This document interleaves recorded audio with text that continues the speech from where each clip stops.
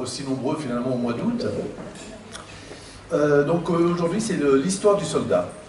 Ramuse, Stravinsky, c'est un classique mais c'est très agréable à faire. Et puis j'avais demandé à Caroline Bonfim de pouvoir assurer toutes les parties qui pouvaient s'assurer parce que voilà, il y a une belle orchestration aussi. Et donc l'idéal aurait été de pouvoir avoir tous les instruments, mais ça, les musiciens sont chers.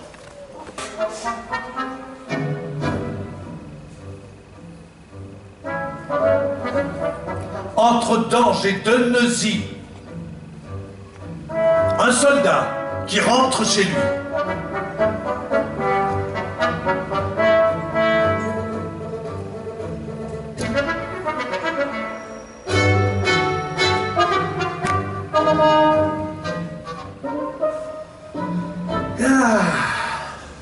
Voilà un joli endroit.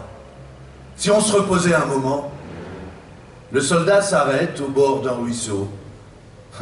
Mais le fichu métier qu'on a. Toujours en route, jamais le sou. Il s'assied, ouvre son sac.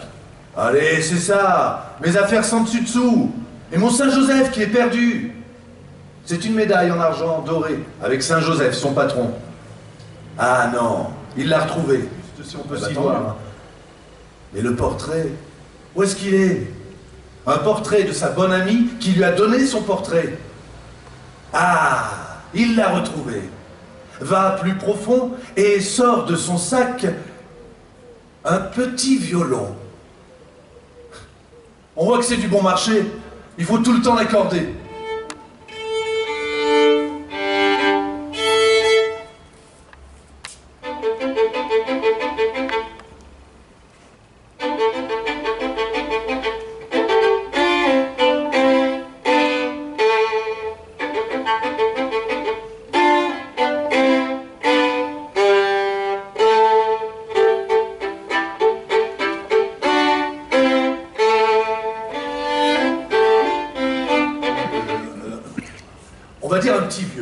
Un petit vieux qui se promène comme ça, avec à la main un filet à papillon.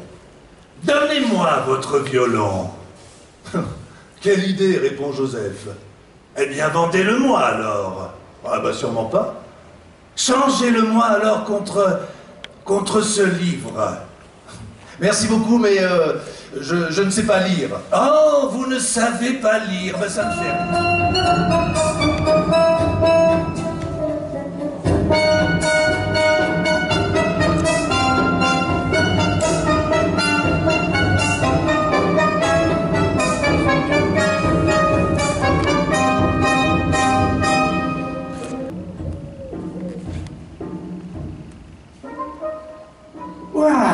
Bravo, ça y est, on est chez nous. Ah bonjour Madame Chapuis. Elle est dans son jardin. Bonjour. Comment ça va-t-il? Elle n'entend pas. Ah mais voilà Louis. Ah hé Louis. Louis. Il passe dans le pré sur son char à échelle. C'est Louis, c'est un vieil ami. Hé. Mais qu'est-ce qu'il a? Lui non plus qui répond pas. Oh Louis. Tu me reconnais pas ou quoi? Joseph. Joseph, le soldat. Tu te rappelles bien quand même? Et à présent, qu'est-ce que je vais faire? À présent, qu'est-ce que je vais faire?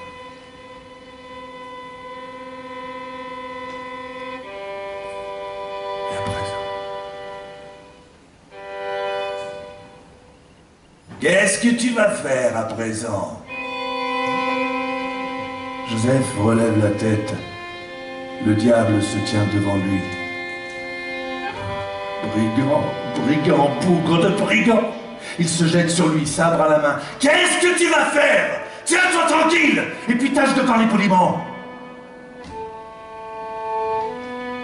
Joseph tombe à terre, en larmes. Bon. Ça va maintenant, tu m'entends?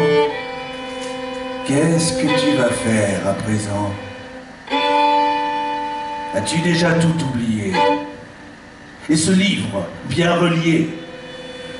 Je sais plus, répond Joseph, il est là, je crois, parmi mes affaires. Alors de quoi te plains-tu?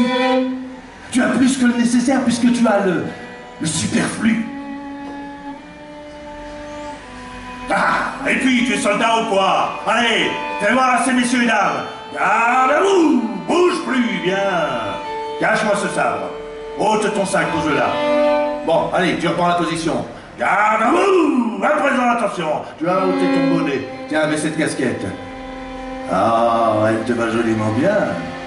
Ôte ta vareuse. On te trouvera un veston plus tard. Allez, tu reprends la position.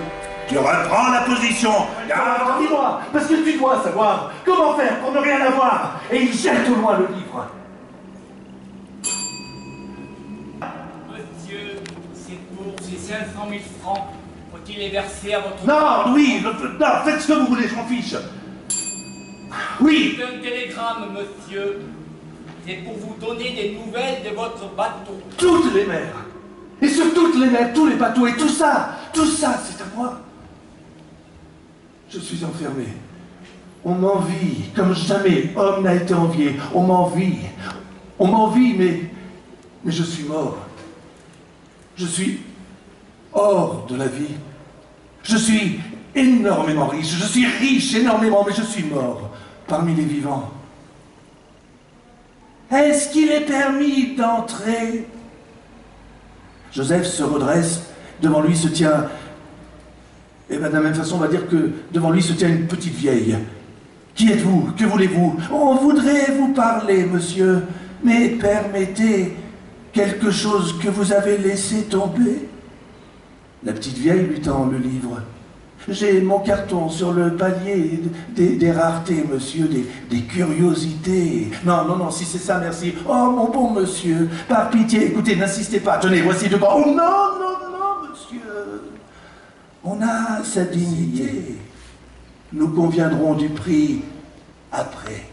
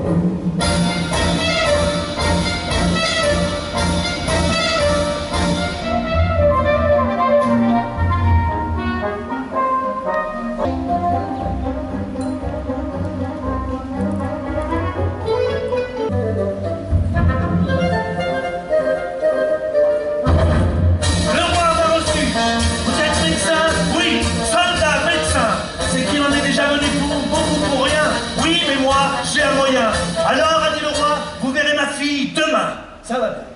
Je dis ça va bien. Le collègue avait raison. Et en effet, pourquoi pas moi? Une fille qu'on aurait à soi depuis le temps qu'on n'en a pas. Qu'en dites-vous, les cartes? Qu'en dites-vous? Il est assis à une table avec un jeu de cartes et une chopine qui est aussi un Ça! Le diable vient de s'asseoir en face de Joseph. Il lui montre le violon. Une chose qu'on a et que toi, tu n'as pas.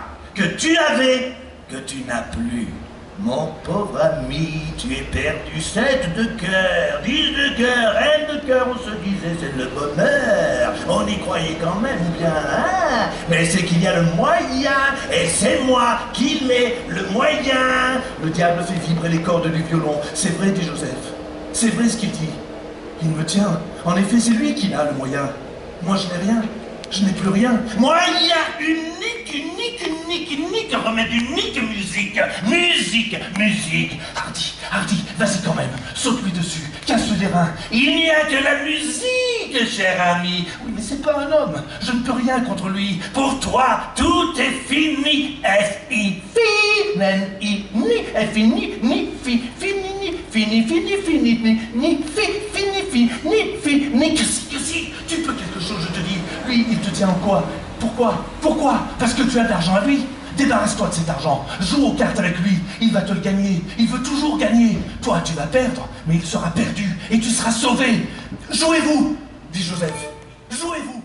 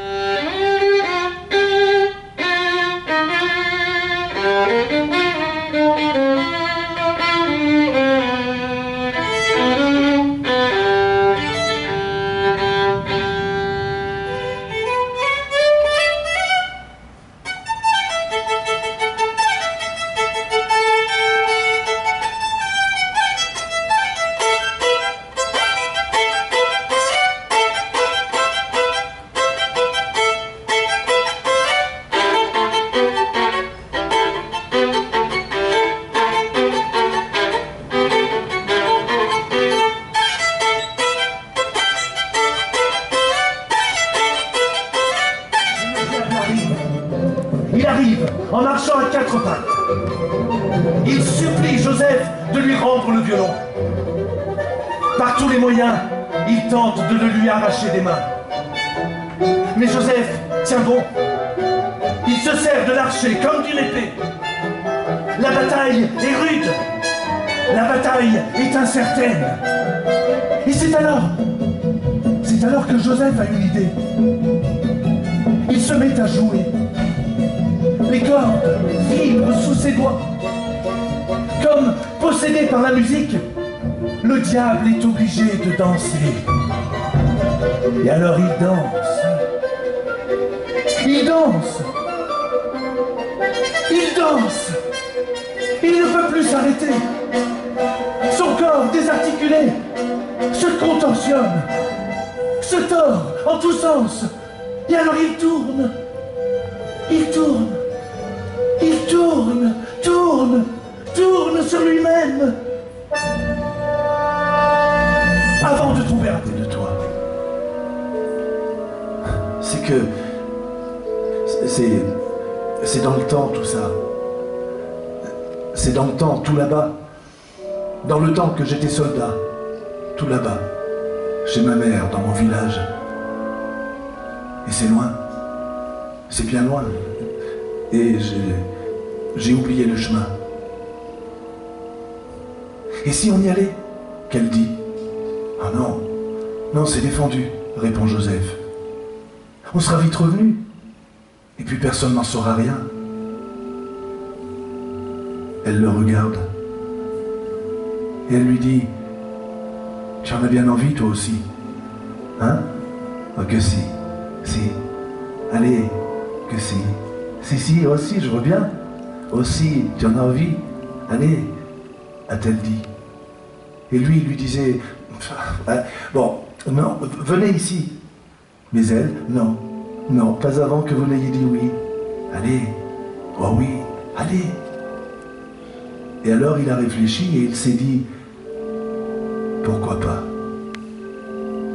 Après tout, peut-être que ma mère me reconnaîtra cette fois. Elle viendrait habiter avec nous, et comme ça on aurait tout. J'aurais tout. Tout ce que j'avais avant, et tout ce que j'ai à présent. Alors ils sont partis. Ils sont partis, et puis après un certain temps, eh bien, les voilà qui sont tout près d'arriver. Déjà, à toucher du regard le clocher, et les maisons. Alors Joseph se met à courir, à grandes enjambées. Il se rapproche de la borne frontière. Elle est restée en arrière. Et Joseph qui court, toujours devant, toujours plus vite, loin d'elle, qui est restée loin en arrière. Elle l'appelle pour le rappeler à elle, mais il n'entend pas. Il court toujours. Alors elle crie tout ce qu'elle peut pour arrêter Joseph. Et quand enfin il se retourne,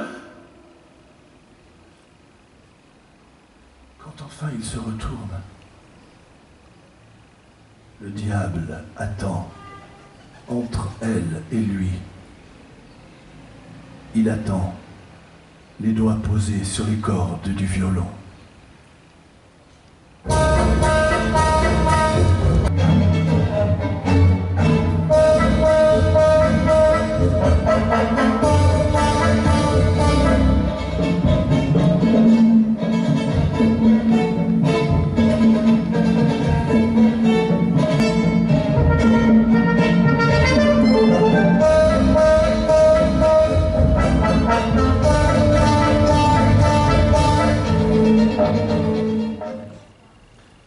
Je vous invite à aller visiter les enfers maintenant.